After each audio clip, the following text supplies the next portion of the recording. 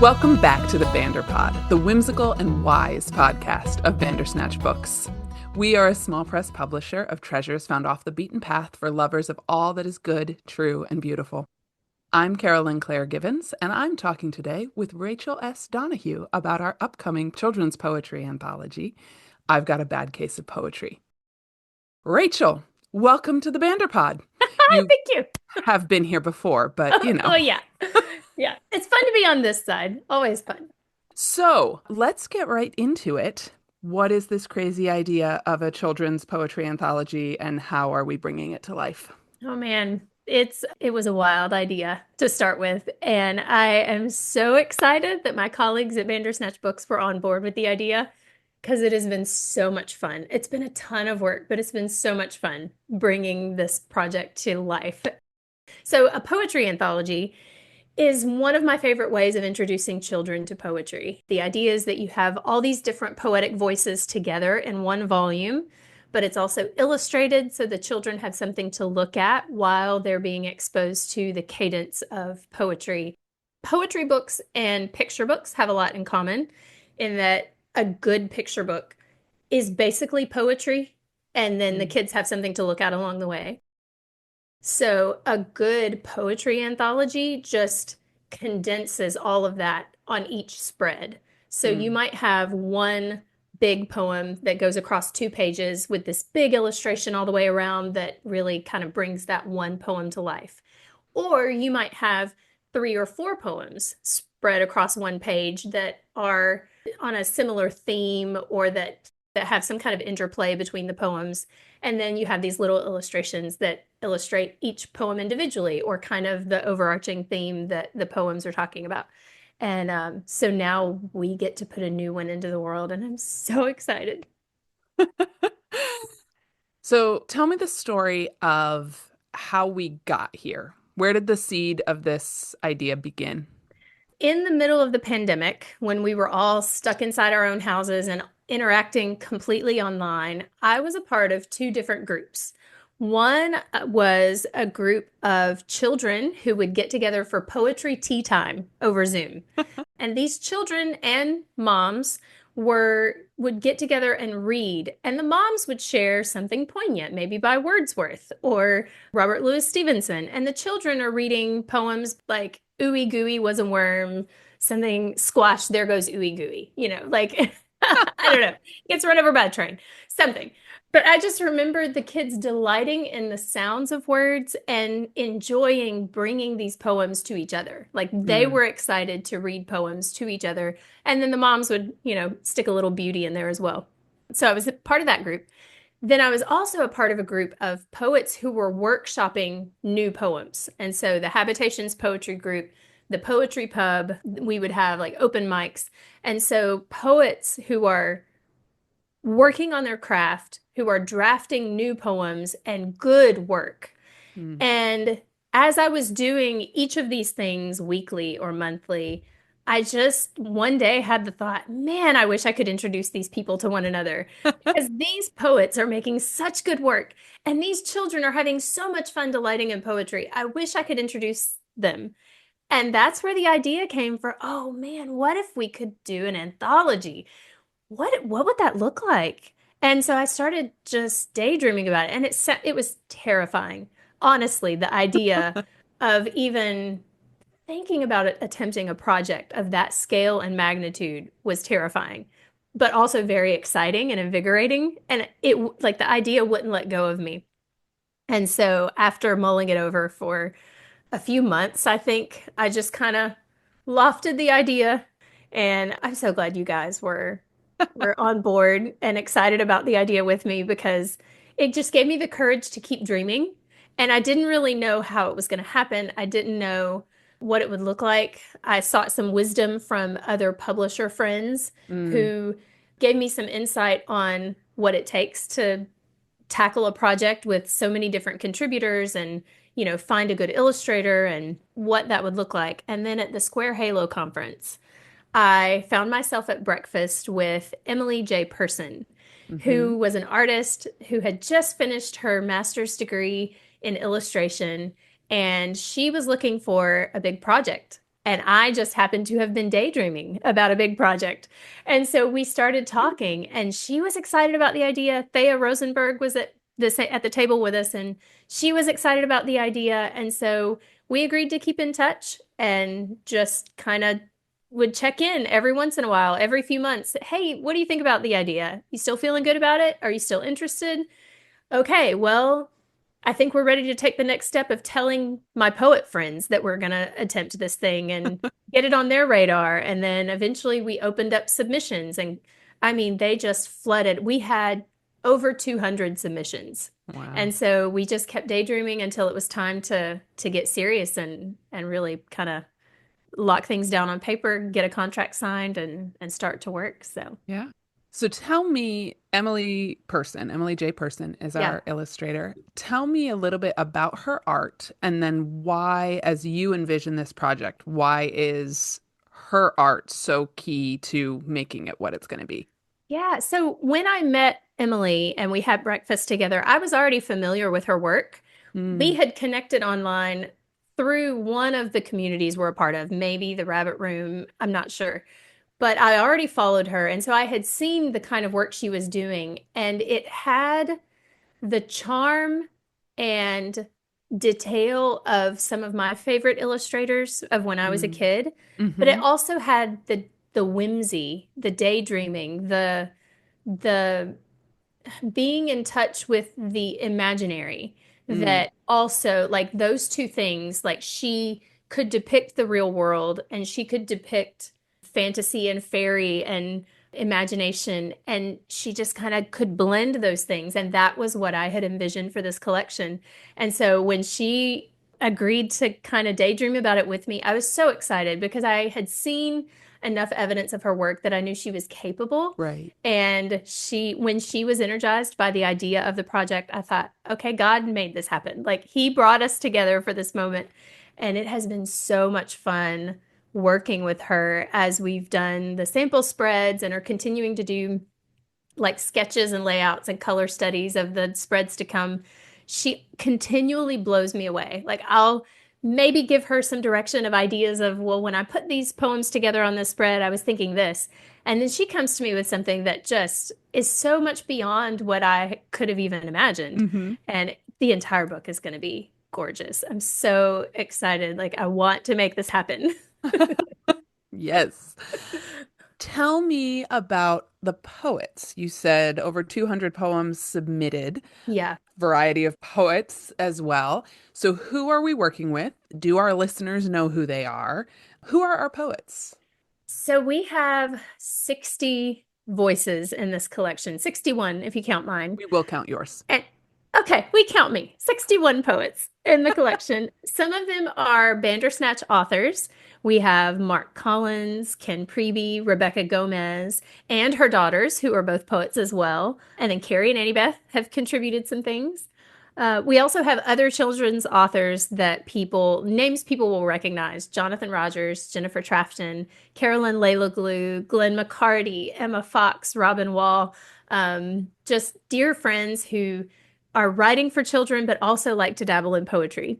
Mm, We also have some songwriter poet friends, Randall Goodgame, Katie Bowser Hudson, Chris Slayton of Son of Laughter, Matt Wheeler, just people who have this gift of playing with words, but haven't lost touch with that playfulness. hmm hmm And then also other poet friends. I don't know if people will know these names or not, but Ned and Leslie Bustard both have poems in the collection.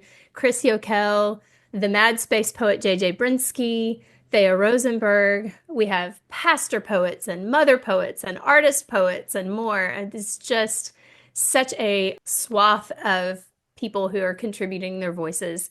And they love words and they love playing with words, and that comes across in their poetry. Oh, I love that. I love that. And I think that's one of the things that I think is so cool about people who are a part of it is, some of them are absolutely like, oh, you would expect to see their name in a poetry anthology. Right.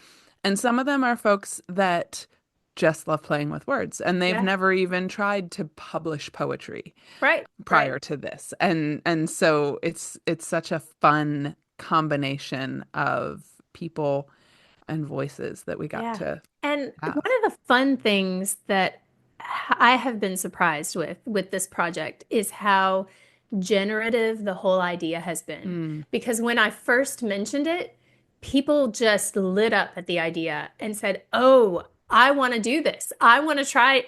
And I had people come to me and say, "Even if you don't choose my poem to be in the book, I am so glad I got to be a part of because I've had so much fun playing with words.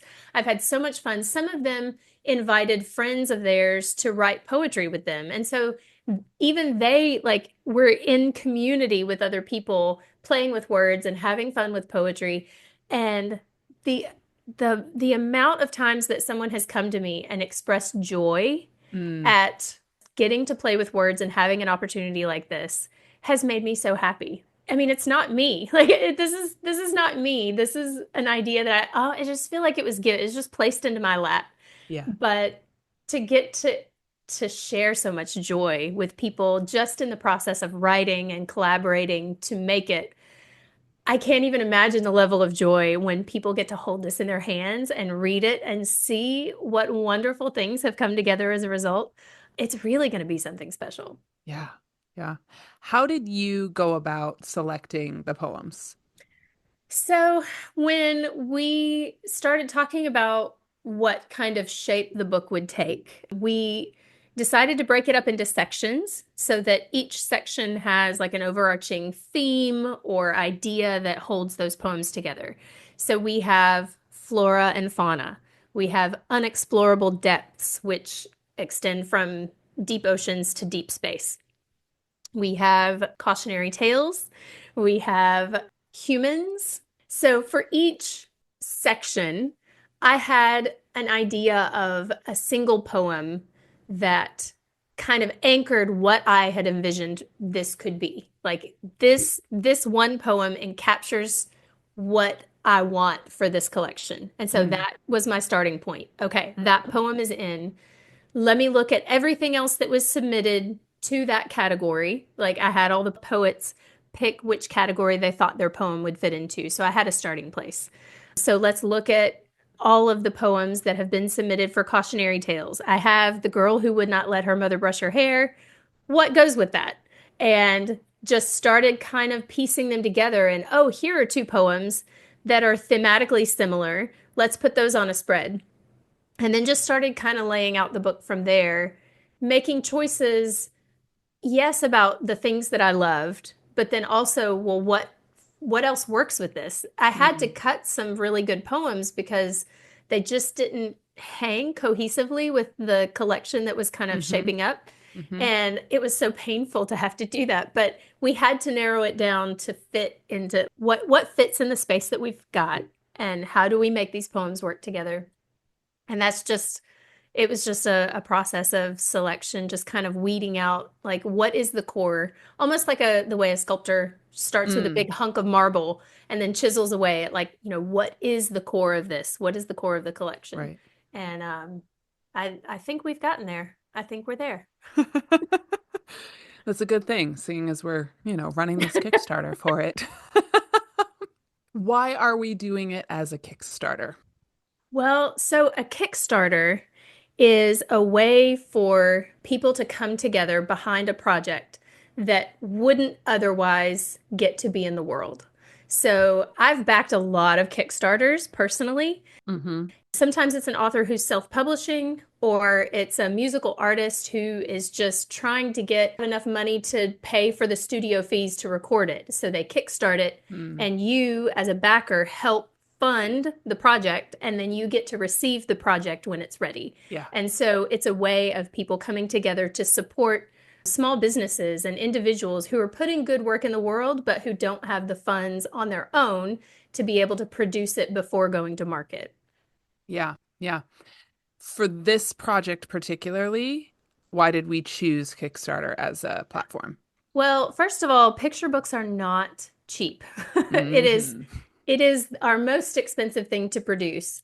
And we want this book to be beautiful. We want it to be kind of one of those heirloom things that kids grow up reading and then share with their own kids. Mm, And so we want to make a beautiful book, but that means not just the investment of paying for a high quality book, which is more expensive, full color illustrations all the way through, that's more expensive, the ink, the paper, but also paying our artists and paying the poets for their contributions to the degree that we can, just making this profitable for everyone involved. Yeah, yeah. So our base pledge for this edition of a printed edition rather of the poetry anthology is going to be $50. Yes. That feels like it could be a lot. Yeah. Why did we choose that price point? And then what will they get for it? Yeah. So that price point is a hardcover collection of the poetry book. So it's going to be full color, fully illustrated, hardcover edition, and then I think we're going to have some stickers made that go with that. But also it's a price point where we feel like this is a little more than you would normally pay for a book of this quality. But you're paying a little bit more because you're helping to bring it to life. You're making it possible for us to pay the illustrator to make it in the first place. You're making it possible for us to contribute to our poets who have contributed 170 poems, I think it is, in this collection. It's a big project. And so with a big project comes a really big budget. And so breaking it down into a price point, we felt like that was a price point at which somebody could get something of quality, but also contribute a little bit toward the cause, if that makes sense. Yeah, yeah. Yeah. We've talked a little bit about how Kickstarter works. Is there anything else that you want to say about that? Well, so if I were going to explain to my grandma what Kickstarter is, it's a way of pre-ordering the book before it's made, and that helps pay for the making of it. Yeah. Yeah. So we talked about the base level Hmm. being just a $50 printed anthology. Hmm. What other backer levels are we going to have available? So we are planning on an ebook level for people who feel like I just can't afford that $50 level, but I do want to do something for like a $20 level. We are also going to have a special edition signed hardcover. So instead of the $50 level, if you want to pay 60 and go up a tier, you can get a signed copy. We have a tier that's called One for Me, One for You. And so you get two copies of the book for $90. And so you get that base level copy, but you kind of get a reduced rate on that second copy. And it's a way for if you want one, but you also want to give it away as a gift, you can do that. We are going to make a book club tier where you get 5 copies of the book, 5 stickers, 5 bookmarks for $250. And then we're doing a poetry tea time tier, which is basically our book club tier, but also has a poster and a poetry tea time Zoom call with yours truly, where we get to read some favorite poems, maybe some poems from the book, and kids or parents or whoever, it could be your book club group, we can do a Zoom call, and that's $1,000 level. So somebody who's Yeah. really excited about this project and just really wants to go all in and make it happen, we can make that happen for them. Yeah, and one of So, the things we did dream about at that level is even recruiting in some of the other poets who have submitted or whose poems are in the anthology yes.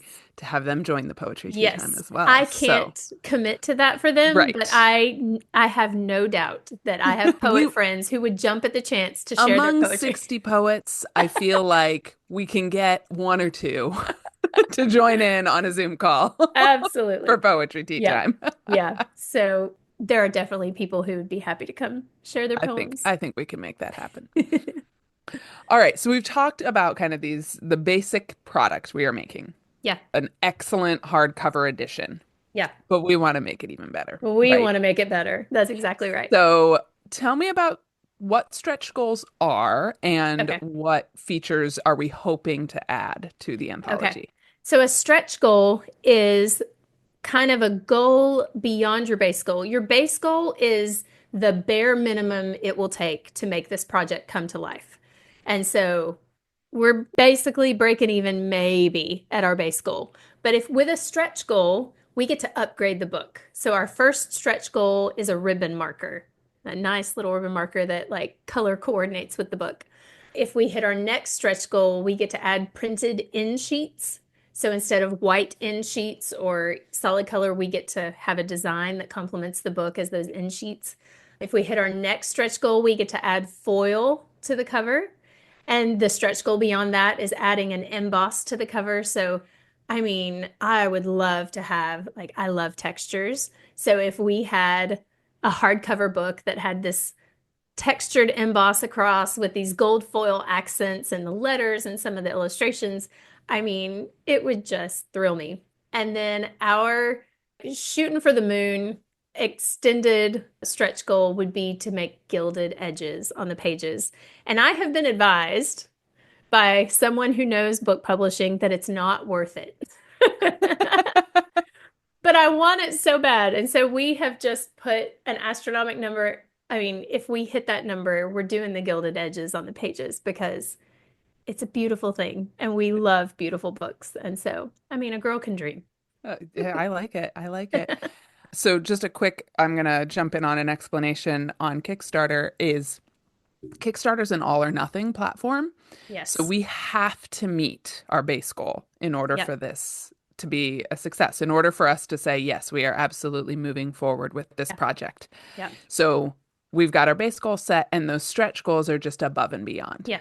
And everybody who orders a book gets all the extra cool things if we meet a stretch goal, Right. So if we add a ribbon marker, Exactly. your Yes. $50 book is getting even better That's exactly without right. paying more. Yeah. You have an excellent book to start with, but with each stretch goal that we hit, the book that you receive gets a little bit better. And Yeah. so man, I really hope we get to hit some of these because we love beautiful books and we want to make it as fantastic as possible. Well, Rachel, we've talked about the logistics. We've talked about the people. Would you read us some poetry? Perhaps one or two out of the anthology? Absolutely. I love sharing poetry with people. Okay, the first poem I read is one that as the idea for the book came together, I realized we needed an anchor poem that kind of helped hold the collection together, gave people a starting point to enter the collection. So the title of this poem is the title of the book, I've Got a Bad Case of Poetry. And it reads like this. I've got a bad case of poetry. Words flit like bees through my brain, seeking the nectar, a winged prospector, whose presence might drive me. In side by side they march in little rows, these synonyms parading through my mind, distracting me with their potential prose, and calling for the terms to be delights, camera, action. Words make a scene. Quick, flip the script before they get observing a platter of endless selection. Words are like tasty new treats. I'll sample them all. Do they give satisfaction? If I take two, what is their interaction? Could I try three without making abstractions? How do they taste with the beats? Will I ever go back to sleep? I've got a bad case of poetry. Doc says that writing's the remedy. I feel like I should like snap at the end of a poem. That's right. That's right. Good poetry open mic. There we go. Um, Oh, that's so fun. And that one is by you. that one is mine. And Yes. yes, that is yours. And I love the turn of the rhythm at every Yes. single stanza. It was so much fun to write. I had to really workshop it. My first half a dozen attempts were failing. But then during a workshop in one of our monthly meetings, another poet friend said, why don't you start with the second stanza? And Mm, once I made that turn and then noticed that I could take a shift and take it a different direction than where the hmm rhyme scheme leads you to expect. And then also each stanza has a different rhyme scheme, and so a different hmm meter. And it just feels the way my head feels sometimes when I have all this poetry floating around in there. And it was so much fun. Once we kind of pared it down, it just kind of opened up. I knew what direction it needed to go. So I I want to love that. read another poem that Hmm actually was workshopped in that same group. This is one of the sample spreads that you'll see in the Kickstarter. And I think it just captures the tone of this real world, imaginary world fantasy overlap. But a lot of these themes come across in the poems. So this one is called Fairy Flight, and it's by Laura Love. Tell me the physics of fairy flight, the aerodynamics of magic wings, the biology of dragon's breath, and the melody line the siren sings. Chart the path of the wild north wind. Explain the psychology of leprechaun greed. Explore the way to Neverland. Prepare a slide of Jack's odd bean. Wander in enchanted realms. Embrace the magic of mystery. And when your heart is thus prepared, explain to me another thing. Where is the storehouse that holds the wind? And how does life sprout from a barren seed? And who made the weeds to dance for joy in wispy gowns on downy breeze? Who leads the choir of morning stars and teaches the sea its rightful place? Where is the path to the dwelling of light? Where are the bounds of limitless space? Whence is the magic that runs more deep, that first conceived the wonder of wings? Who is the Midas who touches light and turns it to gold when evening sings? Oh, I love it so much. When Laura first brought that poem to our group, it just lit up my imagination. And I love how it's this look at the fairy world and how that prepares us for the wonders of the real world. We could insert lots of famous people quoting similar things. George MacDonald, C.S. Lewis, you know, They all they've talk all about talked this about sort of it. thing. That's exactly right. All those people. All right. So as we begin to wrap up here, how can our listeners be part of bringing this anthology to life? So I think it just boils down to two things. Back the Kickstarter and then tell people you know. Mm, Anybody that you think might be excited about this project, tell them so that they can back it too, so that we can all enjoy this project together. Let's make it hmm happen. Yeah, yeah. And what is the deadline? Well, When do we need to do this by? all right, we need to do it before March 11th, 2025. So our Kickstarter runs from February 18th to March 11th. And at March 11th, it's a hard deadline. If we haven't met the goal, the project is not happening. If we have met the goal, then we are moving forward.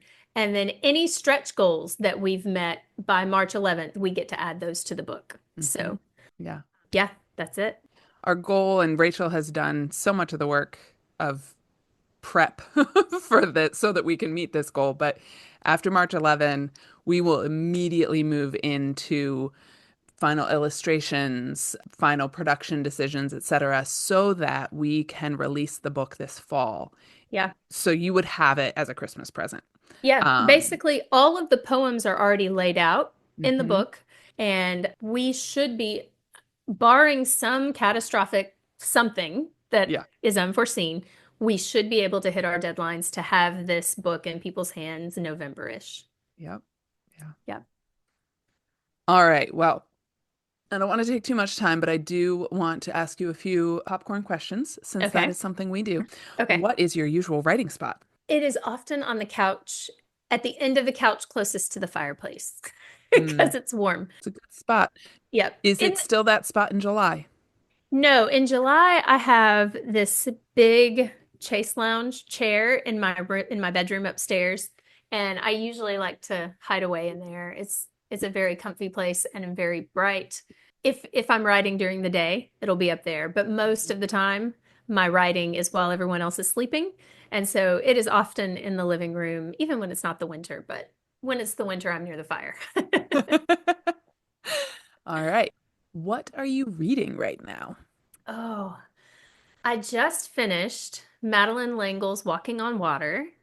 I am currently reading, I'm trying to finish up the Rabbit Room Reading Challenge, Hmm the last dozen books that I had not read yet. So I am reading Letters from the Mountain by Ben Palpant, and it's fantastic. It's so full of just wise, good, sound advice and kind of a godly perspective on things. mm And I'm also reading John Donne's Devotions, the mm Philip Yancey's version, Undone. I hmm had I had read about half of it before, so I'm finishing that. And then I have a small stack of books waiting for me to finish these. So I have until like mid-February by my calculations. So There you we'll see go. how that goes. There you go. All right. What is your favorite strange fantasy creature? Oh my goodness. Along the lines of a Bandersnatch, perhaps. Bandersnatch. Fantasy creature. I mean, I like dragons. I think my favorite dragons are the Wingfeather Saga dragons because Mm-hmm. they're ancient and they're wise and mysterious and they sing and they can fly. Spoiler if you haven't gotten that far in the book. They're really cool. They are very I cool. that's probably my favorite. All right. What is your favorite real strange animal? Since we've been talking about wonders of fairyland, teaching us about the wonders of this world. Man, I think it's a tie between an axolotl and a tardigrade. Oh, okay. I know what a tardigrade Yeah. is, but explain for our listeners, but I don't know what an An axolotl is. axolotl, it's sort of salamander-ish, but Okay. it's kind of pink with little gill Okay. wings. Super cute. Oh, Yeah. yes, I've seen pictures. I've seen pictures. Okay, and then tell the And a listener what a tardigrade tardigrade is is too. microscopic and it looks like a bear, but sort of like a Yeah, bear, but with a really weird face. sort of a pig bear. Pig bear. Yeah, like a microscopic pig bear. Yeah, very Exactly. cute. They are. They're like scary cute, Yeah. if that's a thing. Well, they'd be scary if they weren't microscopic. I mean, imagine that they were like 20 feet tall. They'd be terrifying. But they're microscopic, and the fact that they exist at all is just a wonderful thing. Yeah, I like it. I like it. Aren't they the ones that can also like go into eons long hibernation Yeah. and then water gets reintroduced to their environment and suddenly they're alive again? Yeah. Like that's wild. So bizarre. This is the world Well, we live in. what a world. What a world. What a world we live in. All right. Well, thank you, Rachel, for Yeah. talking about I've Got a Bad Case of Poetry with me today. Yeah. Thanks for just being on board with the Oh, idea of this project in the first place because I love it from deep within me. And it's been a passion project with hundreds of hours of work, but it's been so much fun and it has brought joy to a lot of people. And I think it's going to bring a lot of joy to a lot of children too. So, I think Lord so. willing. Well, listeners, I'm about to call you readers. You are readers, I hope. But listeners, you can find a link to the Kickstarter in our show notes. You can also go to our website or our social media and get there from there. Or you can just go straight on Kickstarter.com and search Children's Poetry Anthology, and it will come up for you. And remember that the deadline is March 11th. So please join us in bringing it to life. And in the meantime, may you find bookish treasures in your wanderings off the beaten path. Thanks for listening in to our conversation today on the Banderpod. We hope you'll check out our full catalog at bandersnatchbooks.com. The Banderpod is produced by Rachel S. Donahue, A.B. Donahue, and Carolyn Claire Gibbons. Audio engineering by S.D.G. Morgan. Artwork by Evelyn Warnamendi. Many thanks to our friend Chris Slayton of Son of Laughter for our theme song, Cricket in a Jar. Find links and more in the show notes.